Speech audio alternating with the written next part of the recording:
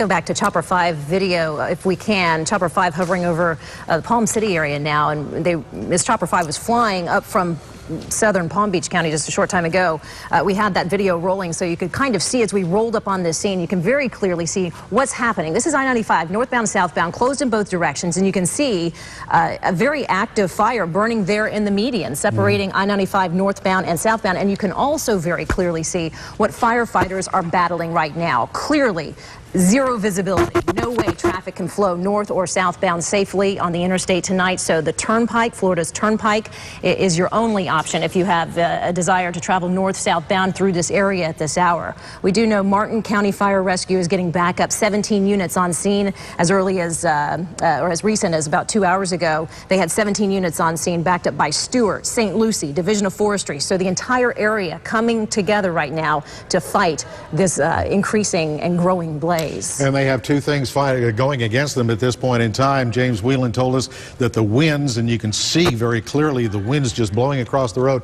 That, of course, is why they closed down that section of I-95. And then the other issue that they're fighting with, too, is there's been no rain. Sure. Everything is so dry that they can put a lot of resources in there, but the dry conditions and then the wind, it just makes for a very, very nasty, nasty situation. And we can tell you probably with a certain amount of certainty that it's going to take a while for the resources in that area to get this fire under control and get that interstate back open again. About 2 o'clock this afternoon, when the blaze was first reported, they were reporting it to be about a quarter-acre brush fire. Now we're hearing reports. I know you just came out on the set, Jim. Last I heard was about 100 acres that they're battling now. Perhaps is that still even correct? A little more now. Okay. Yeah. All right. And we have a crew, 2 crews on the scene. We were going to try to get them to you. You can see the fire, the flames there.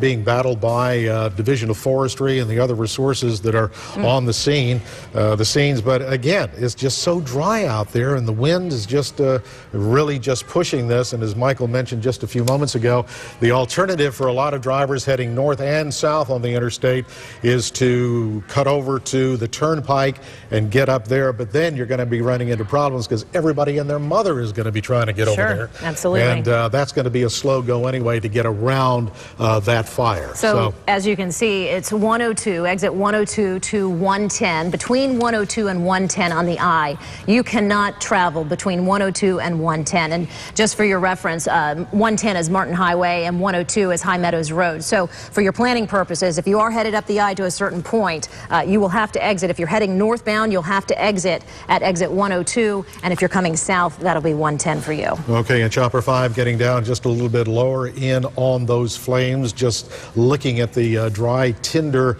trees and vegetation that is there, and the firefighters on the scene just doing yeoman's work trying to get this thing under control. Of course, after all, this is the fire season coming to the end of the dry season for South Florida.